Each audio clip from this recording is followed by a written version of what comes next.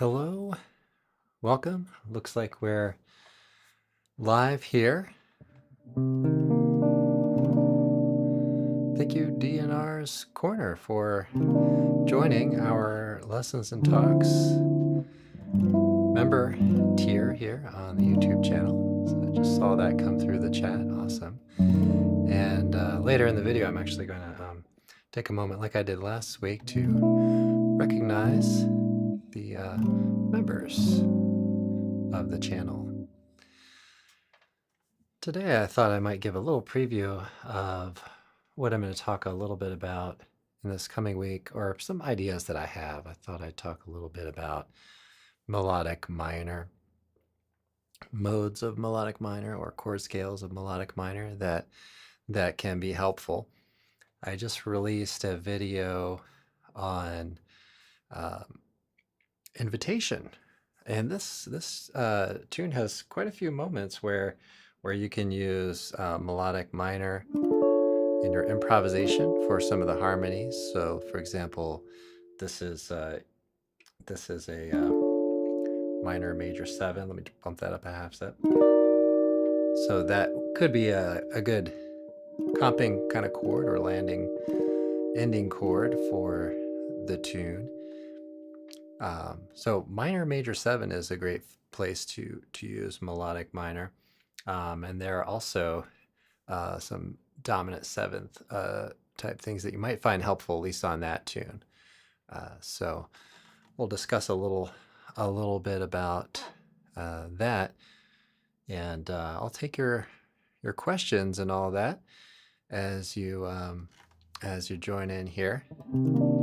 We're live on a few platforms, so maybe I'll do a little noodling around while we get started here. And I'm going to mute my microphone.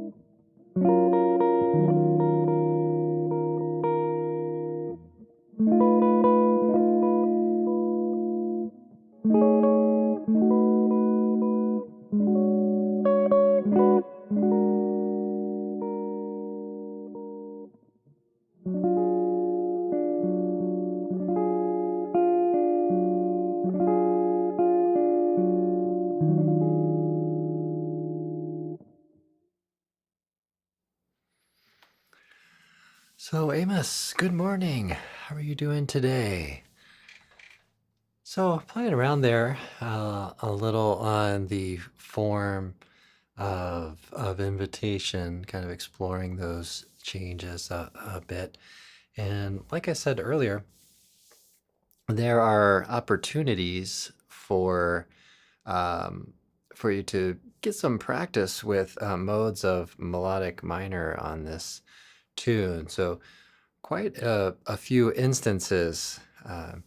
And I'll just set this up by saying that it's not as if you have to use a particular type of chord scale on a particular thing. So that's sort of the artistry end of it, where you kind of use these as note collections. That may be a helpful starting point.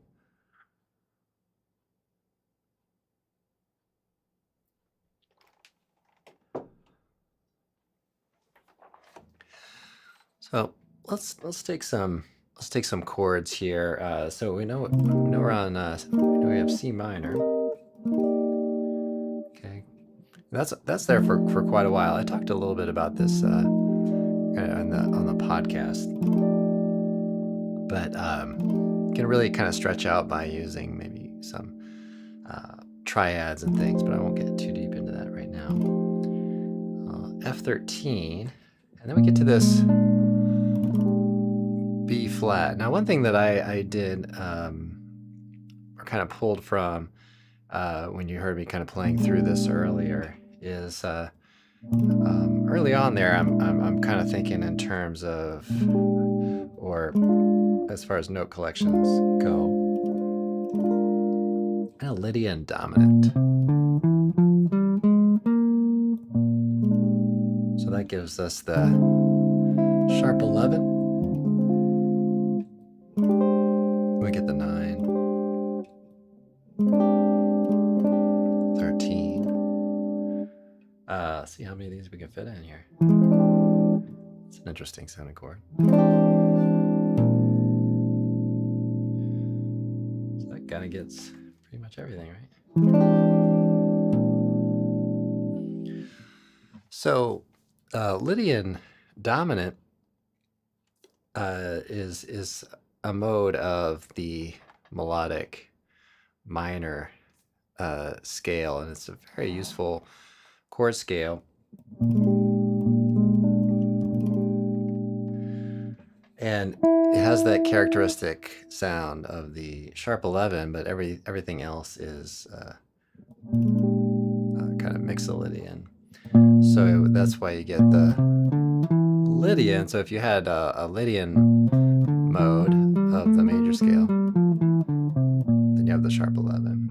This one has, and then if you have just Mixolydian, which is straight from the major scale, then you get the Mixolydian, and take the two kind of characteristic elements of that, the flat 7, the sharp 11, and you get the Lydian dominant, which is a mode of F melodic minor.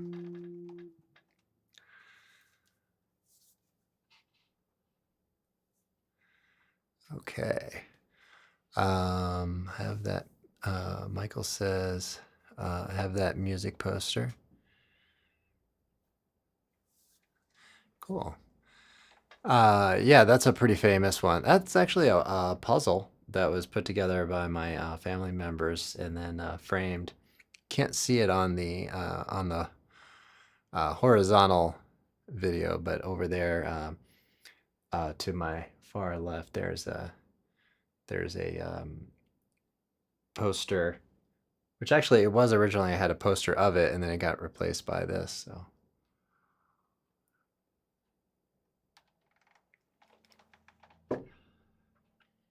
I'm not sure if they like glued it together or if it's just kind of stuck there in the frame. So, welcome, Jeffrey. Good to see you again. Good to see you here.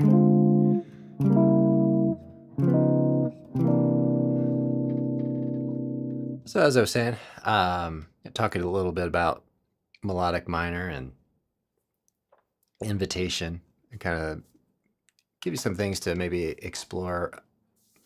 So I'm hoping midweek I can put together a video kind of covering a little bit of melodic minor and discussing that. So uh, as the progression kind of continues and we get closer and closer to the E flat minor, then you might change up your chord scale to another mode of the melodic minor, which is oftentimes called the altered scale. Right? Which another perspective on that would be to take the tritone root from B flat, put that to an E, and then play Lydian dominant.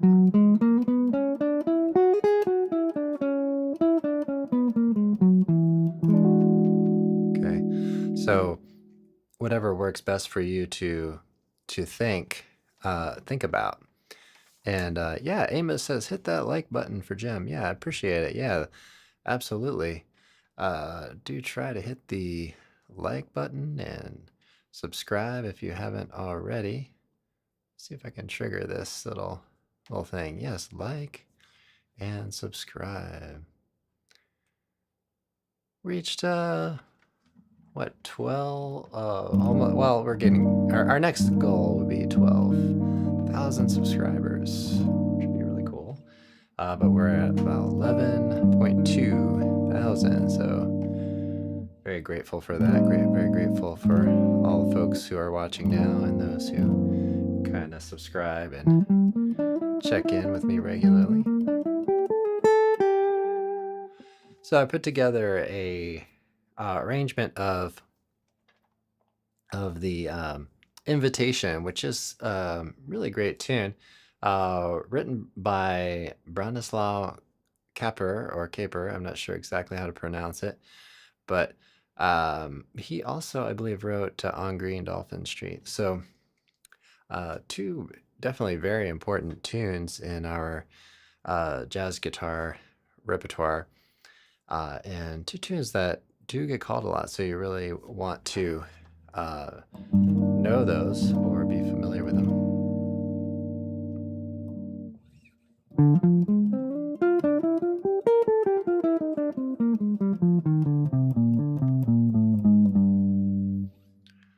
So that Lydian dominant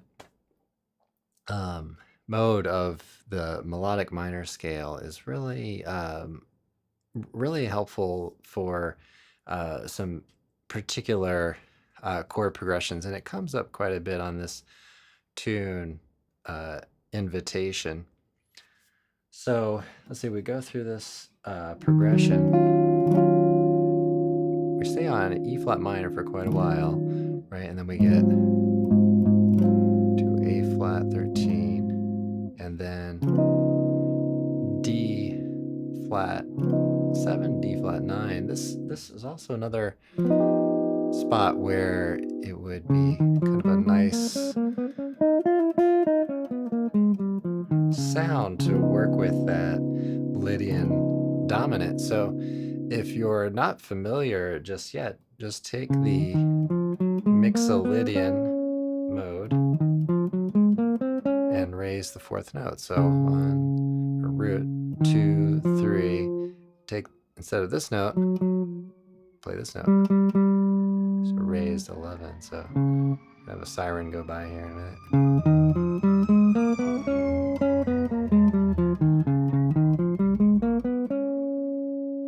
Okay. And it works really nice in many circumstances. As a 2 chord, you could think of Take the A Train. As a flat 7 chord, as a flat 6 chord, 4 chord. So it's really quite a helpful chord scale to work with when you're working with standards. And then, of course, you want to make the distinction between a modal type tune and maybe like a standard jazz chord progression. So there are different circumstances where you might think of these modes somewhat differently.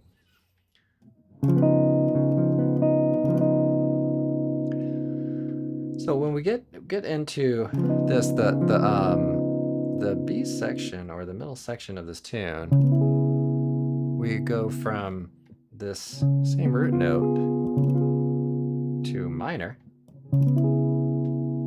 right? So the chord quality changes to minor, and then we get into this little walk down,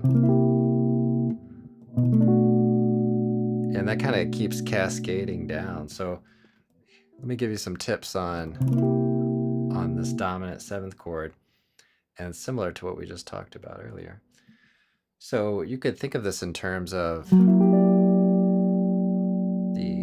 F sharp 7, flat 9, sharp 5. Now another way to sort of visualize this is to think about C9.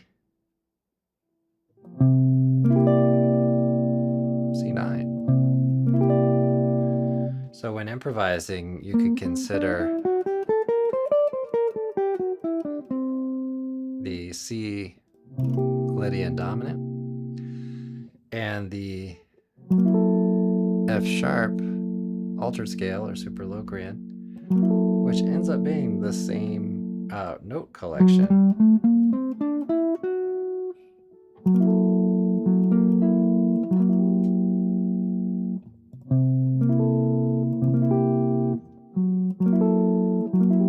So you can experiment there with the different tones and all of that. So I'll take a minute to recognize our members of the YouTube channel. We have DR's Corner, who just joined early this morning. Danielle Da Silva, Del Hollingsworth, Osvaldo Arancibia. Apologize if I mispronounce your name. Jacob Peter, Osvaldo, Udo Horhold, Nathan Wilson, Chaz Robertson. Thanks so much for being a member. Really appreciate it. And members of Lessons and Talks get kind of video versions of the podcast, as well as some member live streams and stuff. Ben is my name. Thanks for subscribing.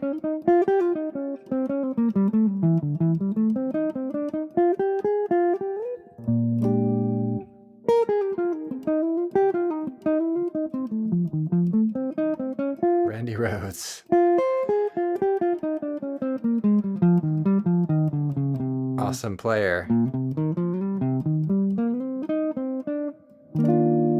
Interesting story there about Randy Rhodes. I was watching a little documentary or something at one point on Randy Rhodes, or maybe just some interviews and stuff like that. And Ozzy Osbourne said something like, we used to want to go out and have a fun time and party or whatever, and Randy would always want to go out and take a guitar lesson from a local classical guitarist, so he would seek out, like, as he was touring around, he would seek out coaching or lessons from local classical guitarist. So maybe fact check that on me, but that's pretty interesting to me. I think that's pretty cool. And as a little thing, when I work on guitar, I oftentimes try to keep my chops, maintained, and try to keep my tech. I'm kind of talking about my like technical things in shape as much as I can, and maybe get a little bit better on it too. Um, so I'll oftentimes bring out some classical guitar and do some sight reading, or try to refresh my memory on uh, some of the repertoire that I've done in the past. Um, the Venezuelan waltzes are really really cool. I was looking at those yesterday.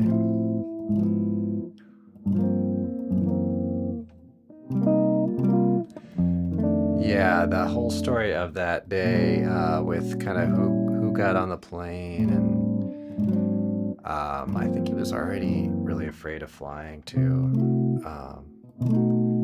But and it's been a while since I've heard that story, but it's really unfortunate because Randy Rhoads was really an incredible talent, as far as guitar, and then just coming up with the things he came up with as well.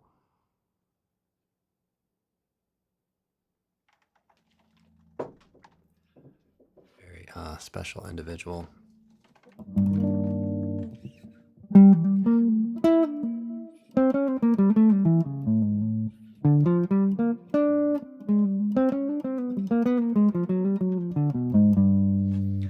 So I'm gonna do a little noodling around here. If you have any questions, or let me know what you're kind of into lately, or anything like that. It's baseball season, so I'm trying to keep up with the Orioles, which is our local team here. And let me know where you're from. Are you from a city in United States, or elsewhere? I think we have one Canadian team. Maybe more. I don't know. I don't know if baseball's big outside the United States, but yeah, I think that's how I remember it. So that must be right. He wanted to go to sleep, got talked to getting onto that plane. Yeah.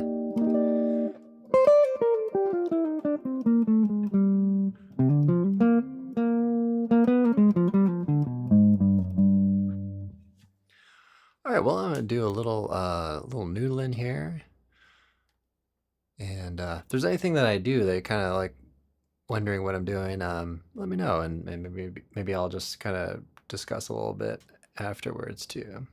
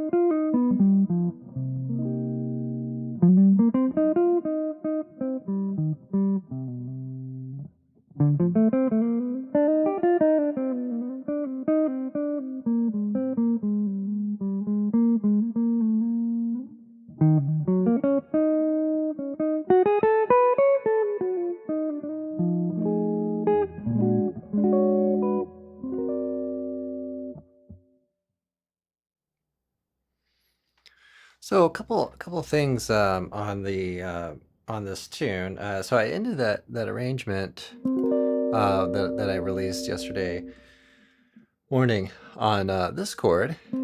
Hey Jeffrey, Jeffrey's over on our horizontal live stream now. Thanks for joining in there.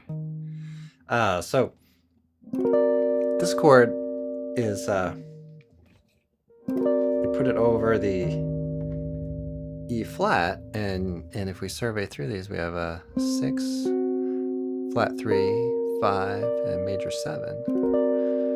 So this is a nice chord for minor major 7. Notice too that if you have a flat in the bass, then you get that same kind of Lydian dominant sort of thing happening there too. Right. So melodic minor, at least from my perception of it, it feels a little mysterious sounding, and I don't know exactly why that is, but maybe our ears are so used to hearing major scale type harmony that the melodic minor maybe feels just a little different, or it also has more kind of different types of intervals within it, just moving that kind of one note. So let's look at E flat. Let's find an easy way to kind of come up with a E flat melodic minor. So let's compare it to E flat major. So E flat major, this kind of sound. Now if we take this tone, that's the third of the major scale, then we get the melodic minor. So that's a somewhat easy way to arrive at it. Take a major scale and lower the third tone from the root note. You get that. So minor major 7 type sounds. And if you look into kind of the repertoire of the hard bop kind of period, maybe think of Horace Silver and maybe Benny Golson and others, you'll find that there's a lot of use there, a lot of tunes where you could really put that chord scale or that collection of tones to use in those tunes as well. Okay.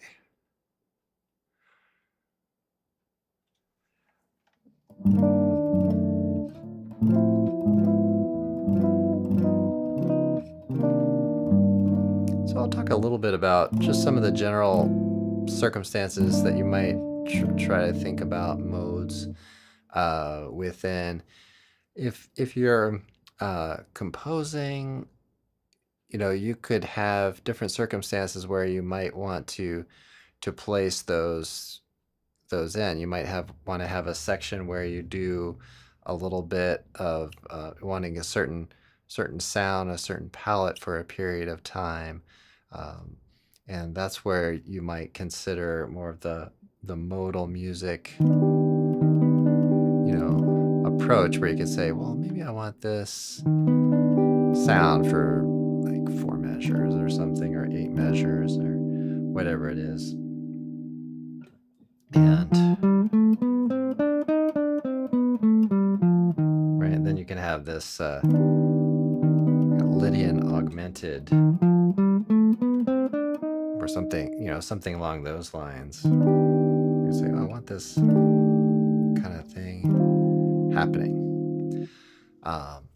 Now another circumstance is where you maybe are writing a tune based on a standard, or you're learning a standard tune, or doing a contrafact or contrafaction on an existing tune that maybe is in that standards kind of thing. like maybe like Cole Porter or something, someone like that. Then you might want to use some of these chord scales as more like starting points for being able to outline some of those harmonies, right? Like, let's say, for example, we had a D minor 7 flat 5, and that's gonna end up going to G7 flat 13, and then that's gonna go to major, something like that. And then you might say, okay, well, what about the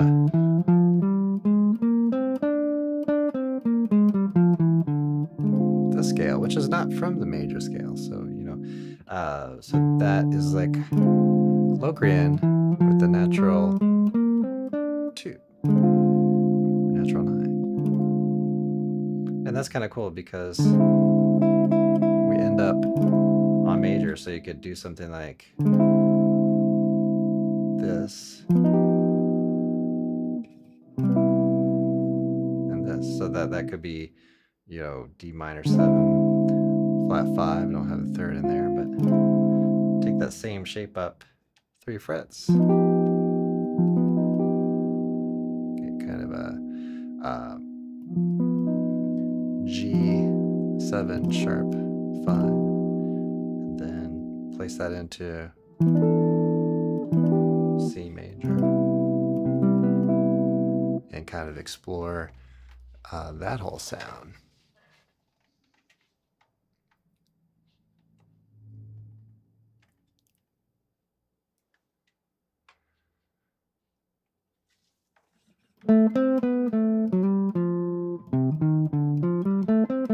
Curious to know if anybody's tried that arrangement.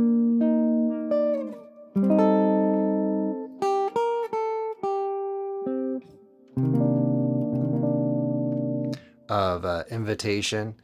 One of my goals there is to, and I think I said this in the intro of the video, is to get something, pretty straightforward, something that you could get up and running and play on a gig or something, or just for your own enjoyment.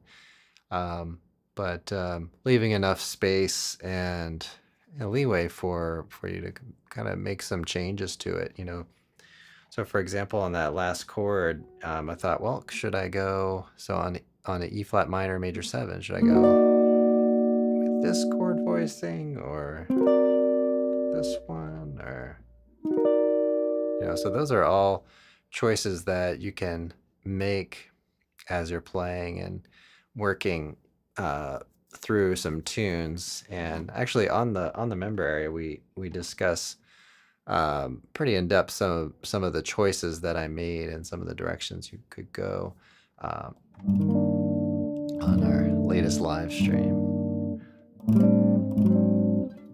But I'm doing my best to get a tune out per week, which I've been doing for I think 3 months now. And I'm also striving to get a midweek video that's more geared towards improvisation and all that. So, I think what I'm gonna do is talk about melodic minor, but who knows? Maybe I'll go in a different direction. Not sure what's trending at the moment because I haven't looked or done too much surfing recently. But let me know if you have anything that you're interested in.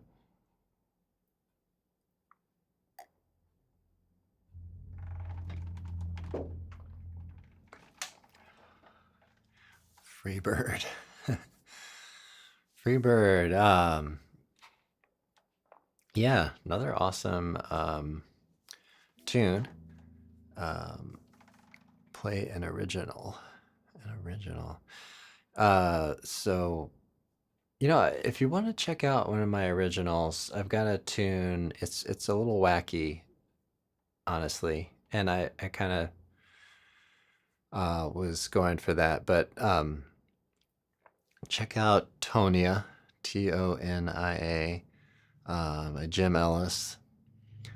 It has a pretty, I want to say, kind of uneasy intro, um, and then it kind of settles into this sort of more groove-oriented thing. It has some odd meter sections in it, or some sections that are odd meter, that link, I think, into some pretty interesting ways into these kind of more open sections that occur. Some dude is asking, is that an ES335? Well, it's in that tradition of building, but it's an Ibanez. You probably can't see it on the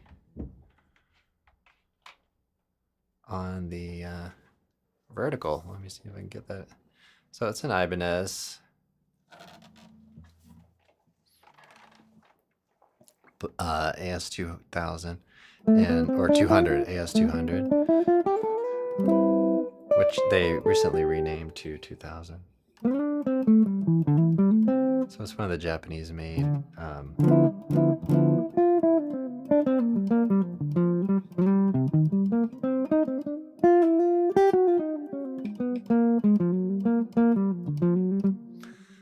Tony B, original or an overly complicated metal song within the ruins.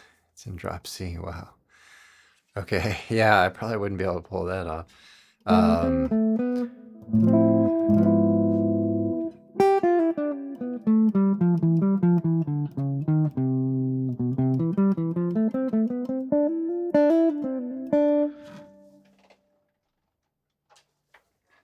I do plan to write some more original work, but my main focus has been on teaching and learning myself the process of recording, and so that's been kind of my main focus. But if I can get a little bit of the time or anything like that, I am gonna dedicate more time to writing originals and things. But I'm trying to work on some sort of foundational things in my whole setup, which is mostly to do with teaching and my website member area and building all of that, as well as learning the process of recording. And I'm just starting to offer some services, so for folks who might have small projects similar to what I'm doing, doing like a video on YouTube, is, I could help someone, put out a nice, polished version, good recording that translates over different instruments. It wouldn't be like sending it to a big professional studio or something. So it's not anything like that. But yeah, I'm getting to a point where with my mixing skills where I can help folks out, because I have learned a lot over this time. Yeah, teaching is the best way to learn. Yeah, I think so. Tony B says he's a drummer, not so good at guitar. Well, I try to do drumming. It's hard for me. So it's hard to do a different instrument. It's interesting. One of my teachers early on, Walter Namath, played drums and guitar, and he used to he was a guitarist in the Buddy Rich band, and he would warm up the band playing drums for the group before Buddy Rich would come on stage perform. So that's kind of an interesting thing, and I did take a few drum lessons. I wish I had stuck with it a little more, because this is one area where it's difficult for me to record and program drums and stuff. But in some cases I use loops, like I did this past week. Is my amp a 22 watt? You know, it goes up to 200 watts. I'm using this Quilter Pro Block, which is really pretty old at this point, relatively. So I don't think it's in production, but I've got it set to about 16 watts right at the moment. It's solid state.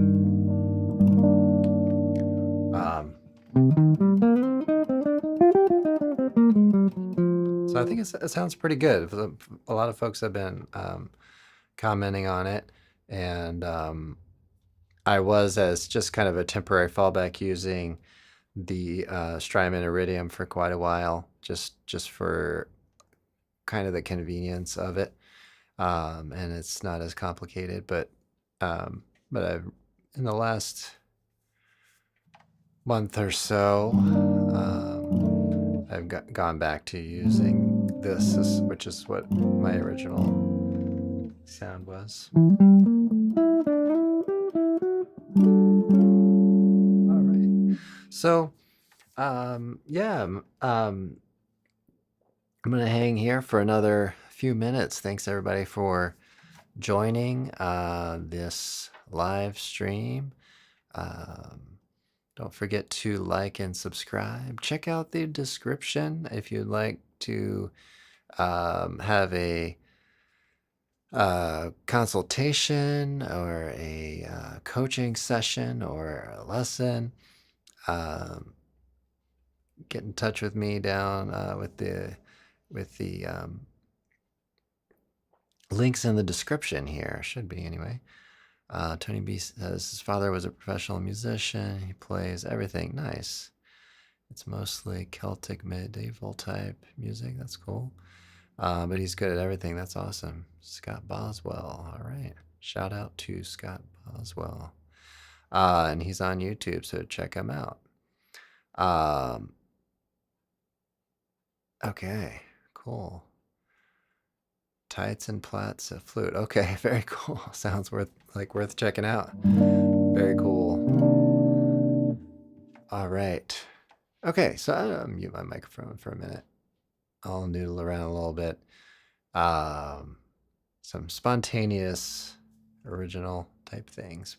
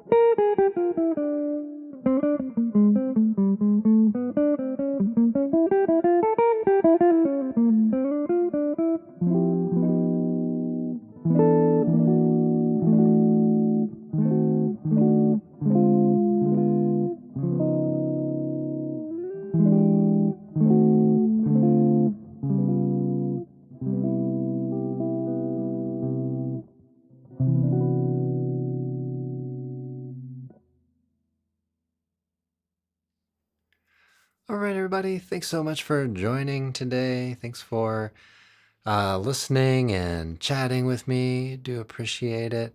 Hope everybody has a really great day today and enjoys your practice session. All right. So I will talk to everybody next week. Should be back same time. We'll see how it goes.